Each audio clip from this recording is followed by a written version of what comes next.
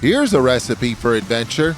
Mix together one Canadian chef, one cutting-edge Canadian crop, a hillside full of happy Italian pigs, a cooking lesson from one of France's top chefs, the mysteriously exotic flavors of Morocco's national dish, a goldmine of unforgettable new tastes on my first trip to India, and a fresh look at Dubai from the top of the world's tallest building.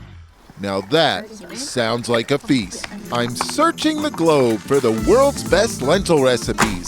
I'm a chef with a passion for travel. I'm Michael Smith, Lentil Hunter.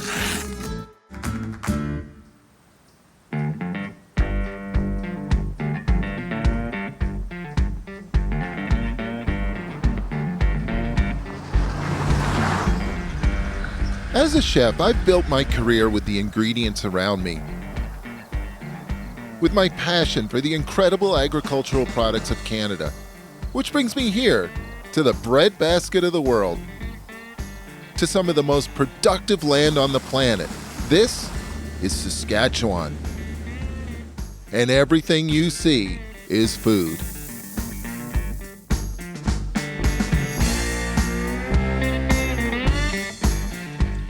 I love lentils. I cook them for my family all the time. They're inexpensive, they're easy to find, they're tasty, they're healthy, and they're Canadian.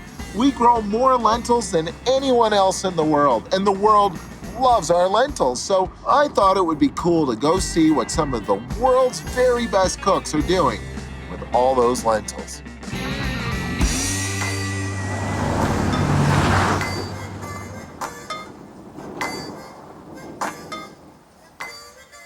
The real heroes of Canadian food are our farmers, hard-working families like the Nunweilers of Rosetown, Saskatchewan. Their humble lentil farm has been growing grains and legumes for generations. Today, we're celebrating their annual harvest with a feast, but not just any feast, a 100% lentil feast. Carly, how many people are actually coming for dinner? We've got 20 people coming tonight for supper. And have you ever cooked for 20 people before? Once before, and it was a bit of a disaster. No stress. 20 guests for dinner, one chef kicking around. You got nothing to worry about, right? I'm a little bit nervous. Got you covered. That's why I'm here. Good. We do have a lot of work to do, though. We got a lot of lentils to cook. So why don't we get started with some French cooking? That sounds like a great idea. Okay.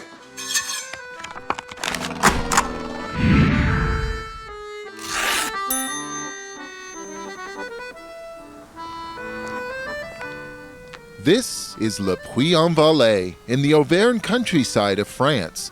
This is a region of historical flavor and legendary taste. This is also where many of the faithful have begun their pilgrimage along the 1,000-year-old Saint-Jacques-de-Compostelle Trail, the Way of St. James. But I'm not here for a long walk, and I'm not heading for Spain. I'm here on a different pilgrimage, a Michelin pilgrimage. About 100 years ago, the Michelin Tire Company was trying to encourage more motoring to sell more tires. So they started publishing a guide to the restaurants and hotels of the countryside to get you out of the city in your car. Today, Le Guide Michelin is the world's premier restaurant rating authority. And this is a Michelin star, which makes this the best restaurant in town, Chef François Gagne's temple of local cooking. And because lentils are such a big part of this region, you can bet they're on the menu here. This is pretty special. It's not every day that I have the privilege of eating in a Michelin-starred restaurant. And I'm thrilled to discover that not only are there lots of local lentils on the menu, but the chef is going to prepare for me an entire tasting menu featuring lentils. Hey, being the lentil hunter does have its perks. Sorry. To start, the caviar du Velay. It's some lentils with shellfish juice and some blinis. Merci beaucoup. Merci.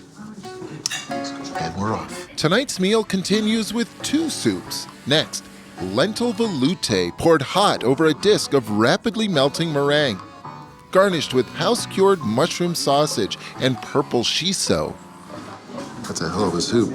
Then, a cold lentil gazpacho of sorts, served with lightly poached clams, a variety of intricate garnishes, including borage flowers, which, by the way, taste like cucumber, and a cascade of thinly sliced black truffle. All of this, however, does pose an important question.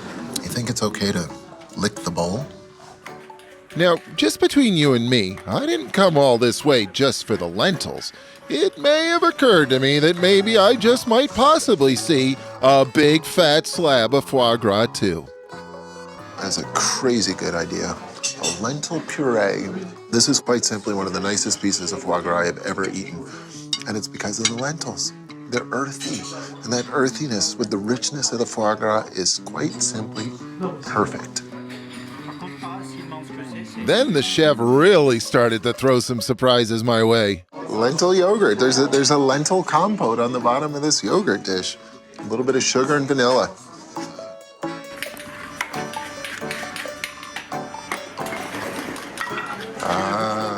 Le soufflé également à la lentille verte du Puy et de la glace à la vanille pour accompagner.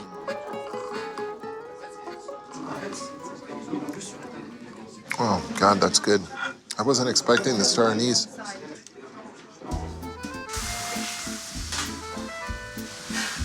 Bonjour, chef. Bravo. Bonjour, Bravo. Michael. Merci. Merci, chef. Merci. It was an amazing meal. Really, thank you. Would you sign my menu? With pleasure. I've been invited to come back tomorrow, and Chef Francois is going to show me the secrets to the soufflé.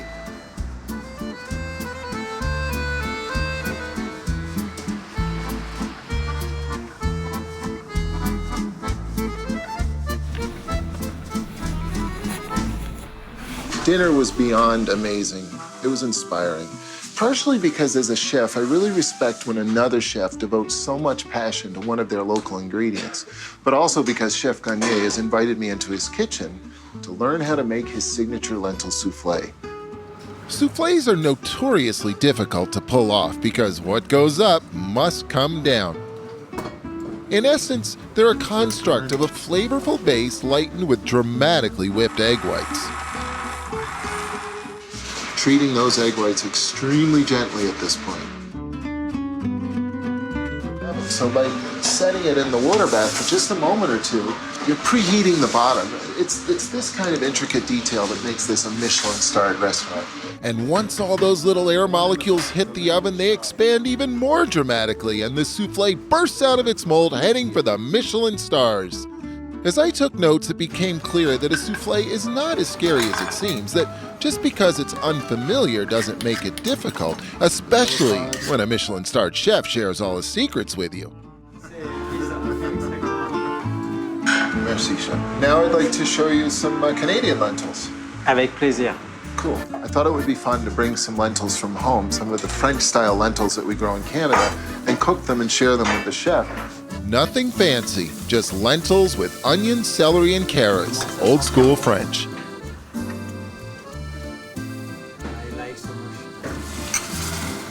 I have to say, this is one of the coolest things I think I've ever done. I'm actually cooking in a Michelin-starred kitchen right now, sharing Canadian lentils with a chef from Le Puy. I'm simultaneously scared to death and exhilarated. J'ai envie de venir au Canada. A taste of Canada. Bon appetit.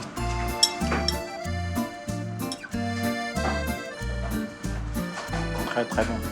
Beautiful. Okay, I can relax now. And just as I thought my pilgrimage was over, it got a whole lot more memorable. Lentils are such an integral part of French cuisine that they have a literal brotherhood, La Verte Confrérie de la Lentil de Puy, whose members are charged with protecting the traditions and status of lentils. And guess who just became the latest disciple of this 500-year-old tradition? Levons la main droite, compagnon chevalier. À la renommée de la lentille verte de Puy. Bravo. La verte du Velay, dans ce pays au volcan au plateau. To me, France has always been the mythical land of cuisine perfection that defines so much of what I learned as an apprentice chef. In fact, long before I realized that we grew lentils in Canada, I knew all about the French de Puy lentils. so I'm thrilled to discover how much respect the French have for their ingredients. I mean, local food culture is the foundation of all French cooking, and how the humble lentil commands respect in one of the world's best restaurants. That's my recipe, and I'm heading on.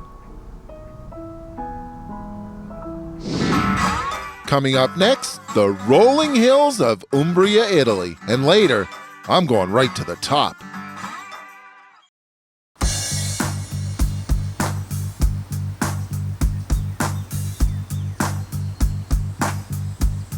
It's harvest time on the Nunweiler Lentil Farm in Rosetown, Saskatchewan, and tonight we're celebrating with a lentil feast. Carly and I are actually preparing recipes from all over the world, and this one's from Umbria. This is from the region of Italy where they actually grow lentils. Smells delicious. Yeah, it does. It smells awesome.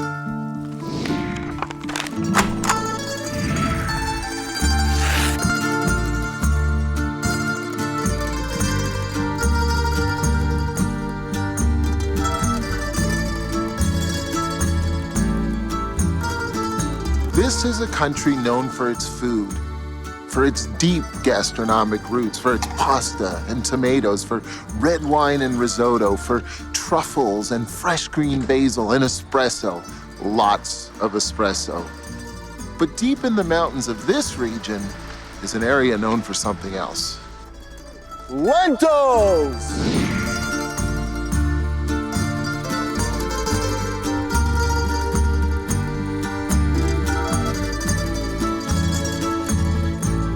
We tend to think of Italian food as just pizza and pasta, but there's a lot more to it than that. In fact, here in Italy, this dish is famous. And it's famous because it uniquely defines this region: Umbrian lentils and sausage. And what I like about the dish is not just that it's delicious and it has lentils in it, but that it's full of history. Italians have grown lentils for thousands of years. This dish is older than Canada. I also love how simple it is to make. Really, all you need are lentils and sausage. The more local, the better, and sofrito, but we'll get to that.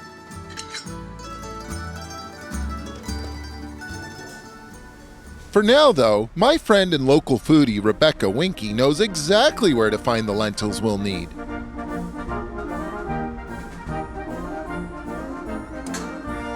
Wow.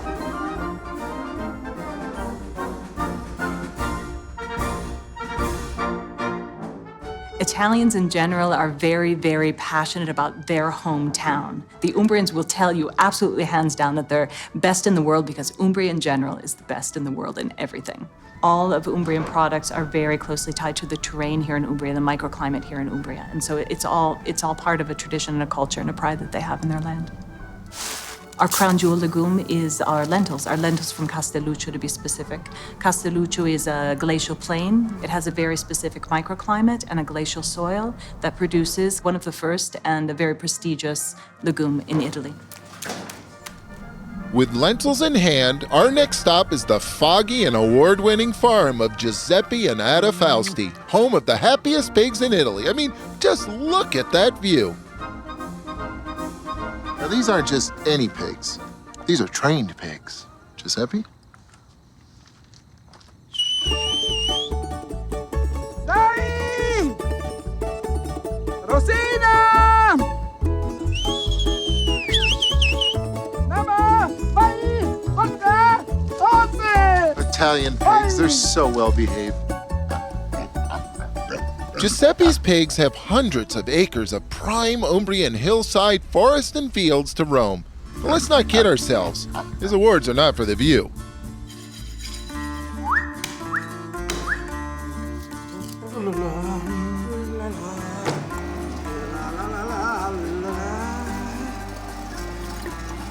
In Umbria, our dish has two basic ingredients, local lentils, of course, but also sausage. I think, though, that what really defines this dish is simplicity. Because when your ingredients are such high quality, you really don't need to do a whole lot to them. Even the sausage, for instance, it's just local pork, salt and pepper, and one tiny little clove of garlic. That's it.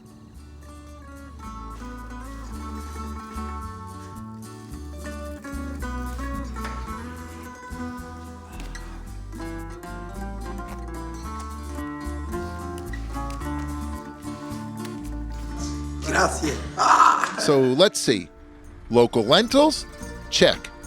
Local sausage? Check. Now, what about that recipe? This is Casa Bianconi. This is a 500-year-old home in the center of Norcia. And this is where Giuseppe's wife, Ada, is going to show me how she cooks lentils for her family in the Umbrian style. I've seen Italian cooks begin dishes like this many, many times. It's known as a sofrito, the carrots, onions, celery, and garlic in the olive oil. But what I've never seen before is tomatoes in the sofrito. The acid in that tomato is going to slightly toughen the outside of that lentil, and as a result, it's going to have that Umbrian texture. The lentils are not going to dissolve. A little bit al dente, as they say. That's why I came to Umbria. Thank you. Grazie. Grazie. No, Dio, la miseria. Hola! It's okay, we can keep Perfetto, cooking? adesso la mia mano. Okay, the man of the house says it's okay to keep going. He's very worried about that sofrito. Vai, vai. Okay. Ada's stirring the lentils in the olive oil, and I'm betting that what's happening is that each one of those lentils getting just the slightest little bit of oil on the outside, and that's going to help them stay distinct within the stew. Va. Fermate. Oh, gira. Gira. Levate. Ok. Acqua. Basta, fermo. Lascia riposare. Devo mettere il sale.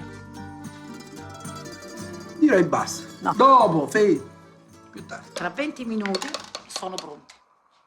Copriamo. Ok. Ciao. Ciao. Oh, he's a keeper, he's a keeper. Adesso, come si dice a Roma, I find Italy an inspiring country. It's full of incredible ingredients. I'm surrounded by passionate cooks. I'm blown away by centuries of tradition. And I've never experienced so much intense local pride. And not a noodle in sight, just lentils. That's my recipe, and I'm heading on.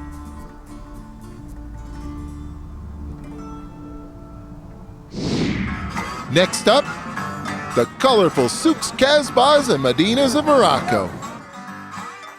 And later, I'm on top of the world.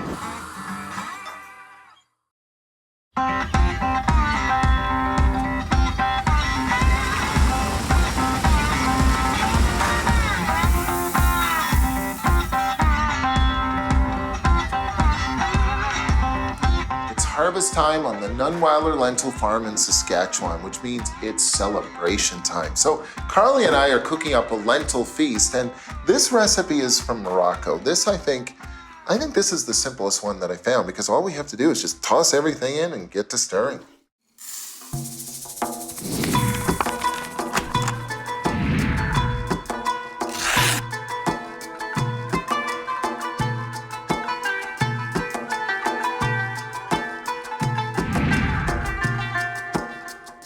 This is one of the most intriguing places my foodie travels have ever taken me.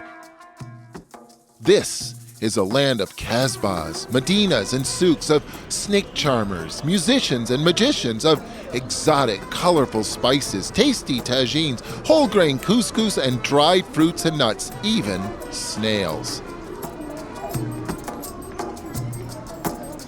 This is Marrakesh, Morocco, and here every meal begins the same way, with mint tea and something else. Lentils! All over the world, breaking bread symbolizes coming together, beginning. Now at home it symbolizes somebody get the butter and the olive oil. Not that there's anything wrong with that, but here in Morocco, every family begins every meal every day with bread and ladis, a simple stew of sorts of lentils. That's delicious.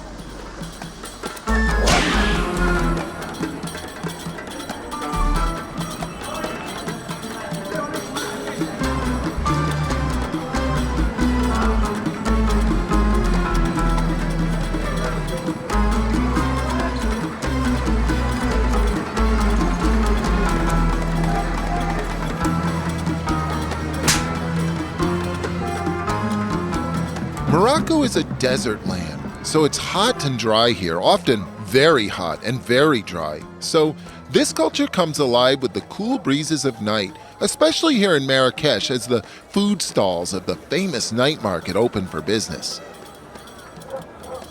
My buddy Reda Fakar knows this place well. It's like an extension of his home. Imagine a giant outdoor circus, exotic food court, and rock concert sideshow all rolled into one hell of a way to spend an evening with friends. And everywhere, everyone, and every meal, beginning with lentils. The lentils are very important in Morocco because it's one of the bases in the Moroccan food. Lentils is used in so many famous Moroccan dishes. Ladis, which is the national dish, in the harira, which is the national Moroccan soup. We can use it as a salad with vinegar and garlic and olive oil. One of the reasons why Moroccan loves lentils because they believe it's full of iron. And when you eat it, it turns you very strong. And you're absolutely right. They're full of iron. They're full of micronutrients. They're one of the best things you can eat. And also, when you eat lentils with bread, you have a legume and grain together. It's a complete protein. It's like you're eating meat. Exactly, you're right. Because like here in Morocco, a lot of fathers, they teach their son, if you're not eating meat or fish, you can replace it with lentils plus bread. And then you have a complete dish full of nutrition. It's that passing of knowledge from generation to generation. Now it's my job to go home and teach my kids that we can eat lentils this way, at the beginning of the meal, with bread. This is so cool for me. I've learned something. Thank you. Really, thank you. When I travel, I like to eat the same way the locals do. So I'm first drawn to the authenticity of street food. It grounds me, it inspires me, it's a logical starting point for understanding Moroccan flavors. I'm also intrigued by the refined cuisine of a culture, though, and how high-end chefs draw inspiration from their local street food traditions. It's a chef thing, it's universal. So, next stop? The best restaurant in town, the Riyad Bonso, where Chef Rashida Sanoun reigns supreme. I'm not just here to eat, though. I'm here to learn how Chef Rashida makes ladis, Morocco's national dish of lentils and table bread. Turns out it's a very simple recipe, and as I've already discovered, it's delicious. Chef Rashida's restaurant is the best in Marrakesh, so I'm curious, does she serve ladis the traditional way in this restaurant? No. So, In the modern way. كنسبي علاش كان هذاك الكونفوشيز ديالي تاتا كان there's something going on. There's a plate. Exactly. It's compose. There's layers. Exactly, this is what she said. Can we see that? Can we see it? واش يمكن لك توينا كيفاش تصاوبي هذه؟ Yes. Yes. This is Chef Rashida's signature dish. It's a composition of Mediterranean fish and spiced pumpkin anchored by the same lentils Moroccans dip their bread in. This dish works because it's delicious, it's gorgeous, and it's familiar. I can actually taste the inspiration for it.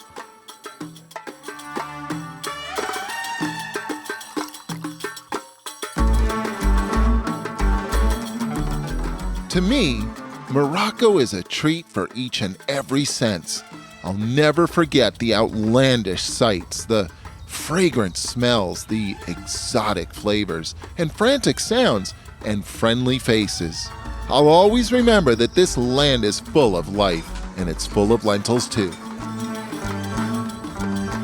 That's my recipe, and I'm heading on.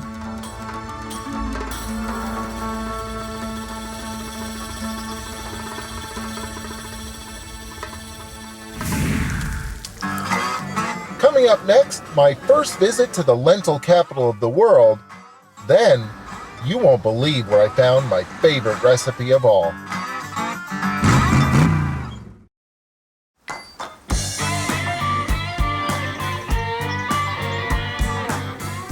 It's a big day on the Nunweiler lentil farm in Saskatchewan. It's harvest time, so we're celebrating with a lentil feast with recipes that I found all over the world. And Carly, this is perhaps the most common lentil recipe in the world. This is Indian dal. Grab a spoon.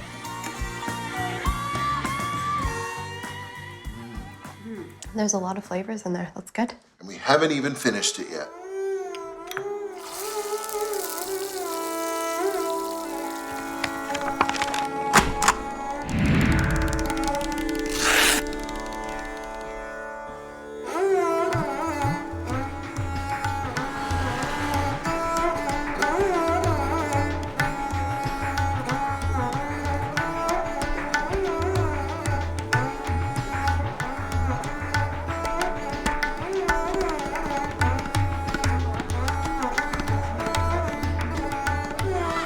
India is an enormous and exotic land full of diverse regions and very specific cuisines. Span this incredible country and you'll taste many, many distinctive regional ingredients. And everywhere you go, lentils!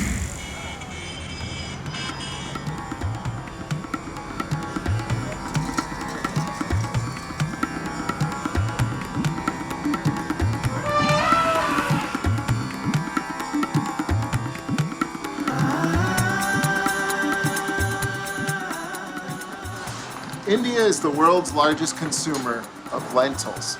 They're also the world's largest producer of lentils, but the fact is they eat far more lentils here than they grow, making India the world's largest importer of lentils and Canada the world's largest exporter. Got it?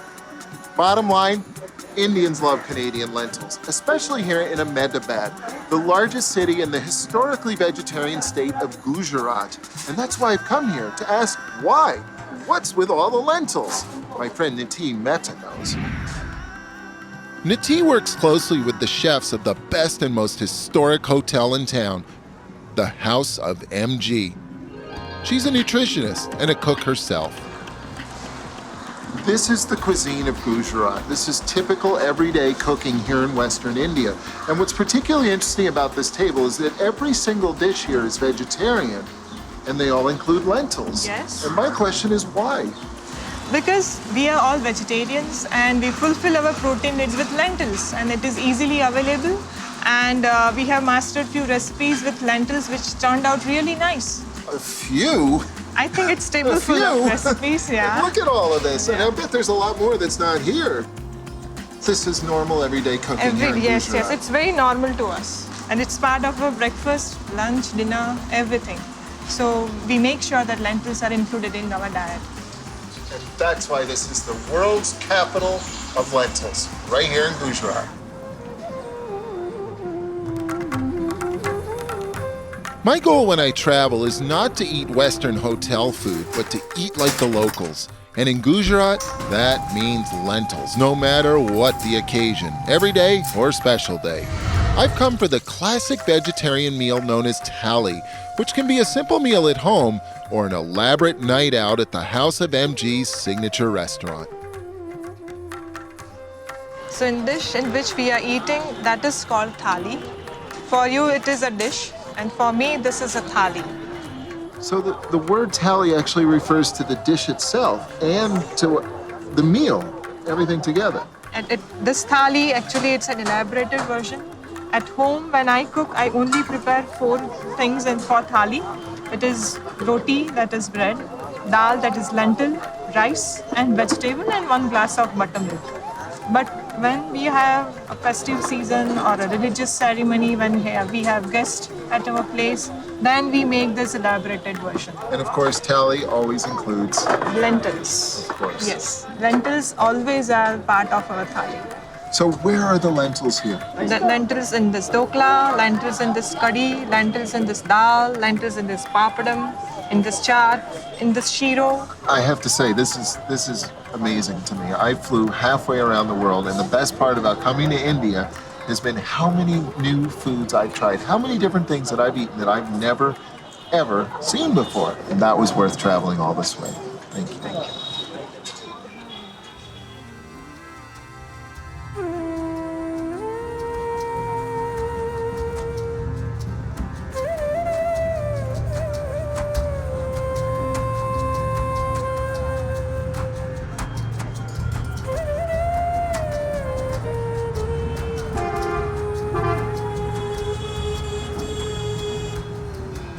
In India, the word dal refers to all legumes, to specifically lentils, and to the dish that you make with lentils. So Niti is going to show me how she makes her family's favorite red lentil dal. I'll be adding 2 spoons of oil, 1 teaspoon of cumin seeds.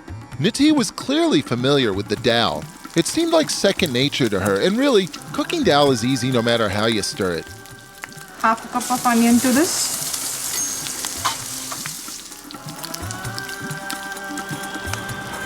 It's so beautiful. Red lentils soften and absorb flavors regardless of who's cooking or where. And maybe that's the point. Lentils may seem exotic, But once you get to know them, you quickly realize how easy it is to make them every day. Niti, would you make this dal at home for your family? Oh yes, I make it day in, day out, and kids love it. That's why I want the recipe too. Oh yes, you should make it.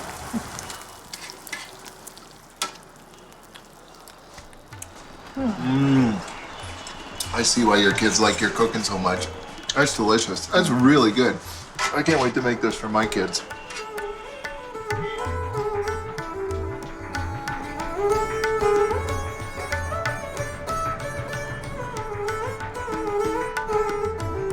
I find India an amazing treat for the senses. I've never been here before, but yet it's everything I expected.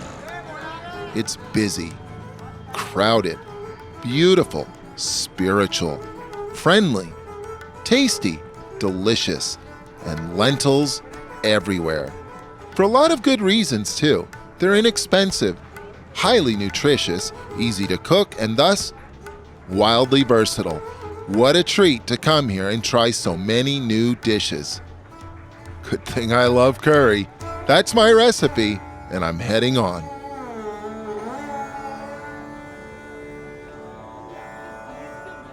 Next up, I find more lentils, smack dab in the middle and on top of the craziest, most luxurious place I've ever been.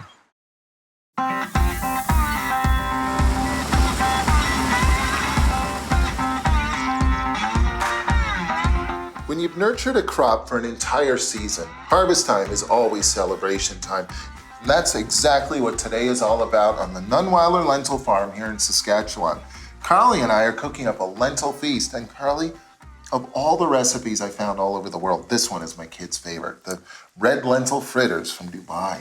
Well, you had me at fritter, Michael. Right on.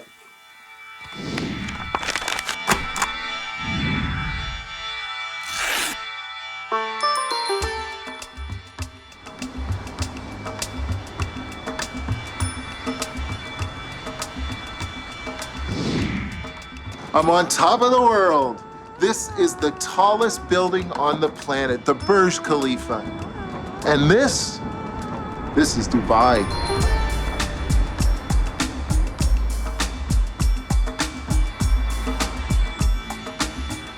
I'm surrounded by the biggest, the best, the largest, the most luxurious of everything. But I'm not here to buy a racehorse or ski in the desert or stay at the world's only 7-star luxury hotel. I'm here to ask, what makes Dubai, Dubai? And the answer actually has a whole lot to do with lentils.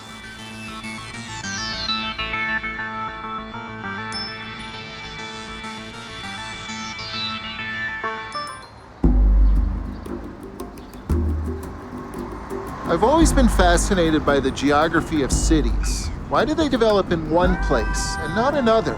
History shows that the answer usually has a lot to do with trade, with the flow of goods, which is why Dubai is here, because of this water, the Dubai Creek, and this land's historic location at a crossroads between the Eastern world and the Western world.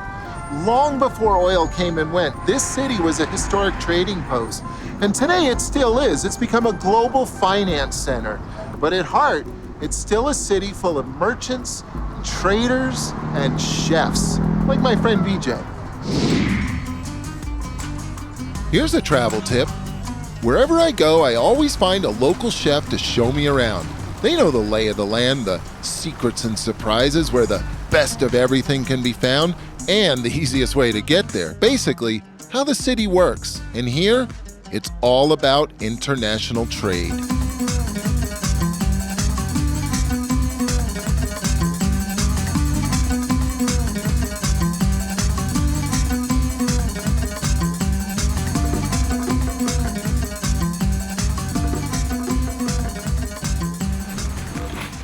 This is a pretty busy marketplace, eh? Absolutely. This is the central trading unit of all the lentils and legumes in Dubai.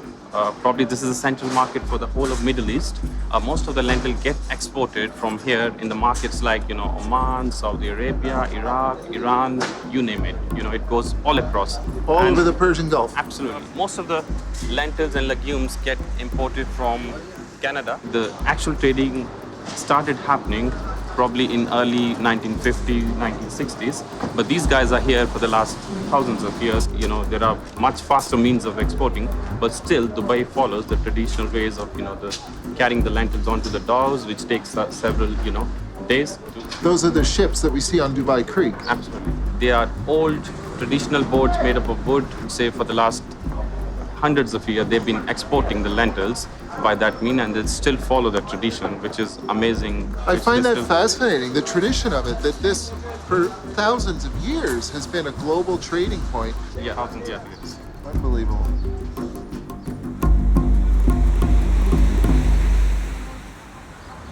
By the way, BJ has a pretty sweet gig. He's a chef at the Armani Hotel signature restaurant, the best in town. Oh yeah, it's in the Burj Khalifa, the world's tallest building. And of course, lentils are all over his menu. Hi, this is your soup. This is white lentil fritters with coconut shavings, and a soup which is a mix of 3 lentils and some tomatoes, a hint of mustard seeds and coconut. So this is a beautiful melange of lentils all around. So enjoy your soup.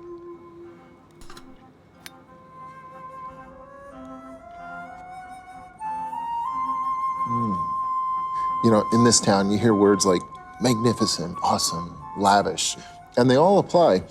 But the one word that matters the most to me here is delicious, and that's exactly what this is. And best of all, Chef VJ is going to show me how he made this. VJ's signature soup was delicious, and as he cooked, you can see why. He's a master of spices and knows how to patiently build flavors every step of the way. Now, this is very interesting to me. I've never seen this before. It's a spice stock. Absolutely. It's a spice stock. Since the lentils need water to simmer and tenderize, the spice stock adds an extra dimension of flavor.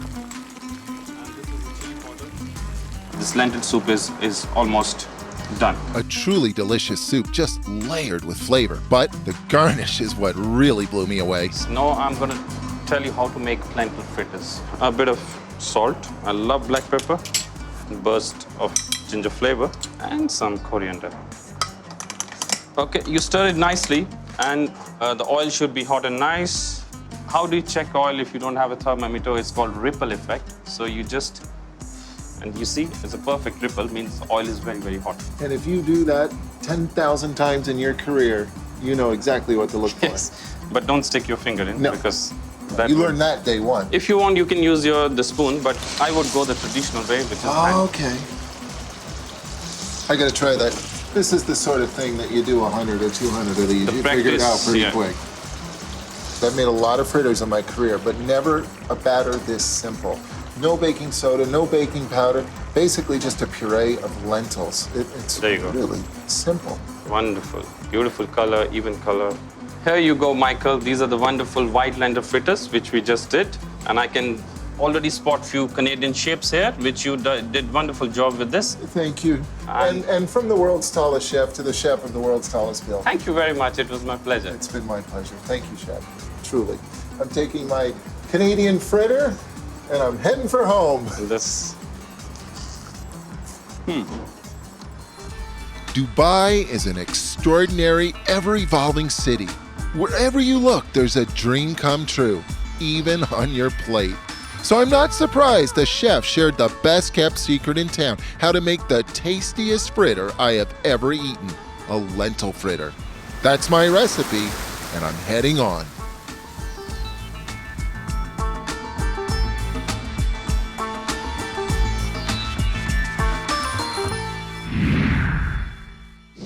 And now it's time to head home for the main event, way back where this all started, in the lentil fields of Saskatchewan. Anybody hungry? The lentil farmers of Saskatchewan are some of the hardest working and most productive growers on the planet. But it's not an easy job. So after a season of unpredictable weather, hot sun, scarce rain, hungry bugs, broken equipment, and millions of dollars of risk, it's harvest time at last on the Nunweiler farm. So Morgan and Carly have invited every lentil farmer from miles around to celebrate with a lentil feast. Thanks for coming, everybody. We thought we'd start with a toast. Is that how you do it out here in the prairies? Little toast, what do you say?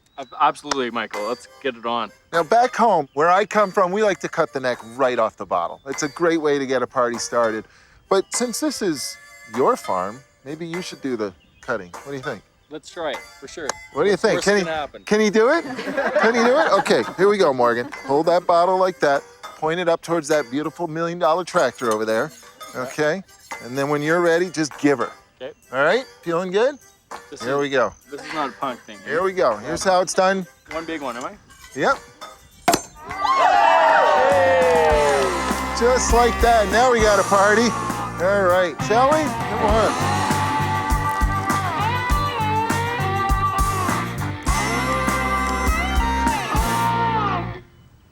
So I've been all over the globe looking for the world's best lentil recipes. And I've learned so much about lentils, I truly have. And several things have really stuck with me. First of all, families everywhere, families including my family, rely on lentils to put good, tasty, healthy food on the table. And secondly, everywhere we went, Canadian lentils were the gold standard. They were the lentils that all other lentils were compared to. So from the rolling hills of Umbria, to the Michelin-starred tables of France, to the Casbahs and souks of Morocco, to the colorful streets of India, from the top of the world's tallest building, here's to you and your hard work. Here's to lentils. Cheers. Cheers. Cheers. All right.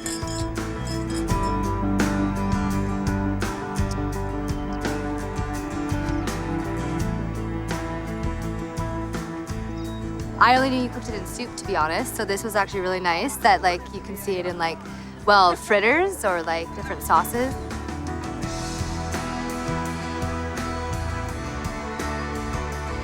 I really enjoyed the texture of that souffle. It was really good.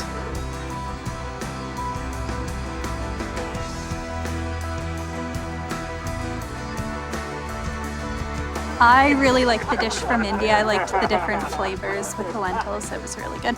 I had to take the Italian sausage one. That's definitely for me, my favorite. Definitely can't wait to try some of these recipes at home. Dinner was a rip-roaring success. My recipes and Carly's cooking were a hit. And as the conversation flowed, I realized that I had left with a pocket full of humble lentils, and I had come back with a new appreciation for a noble ingredient.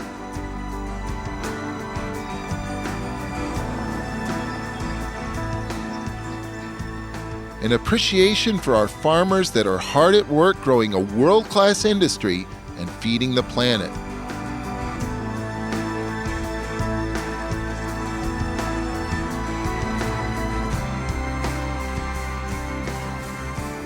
I set out to find some tasty recipes, and I sure did.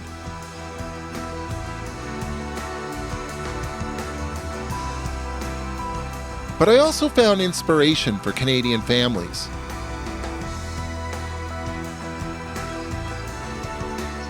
Because the world loves lentils. Our lentils. I'm Michael Smith, Lentil Hunter.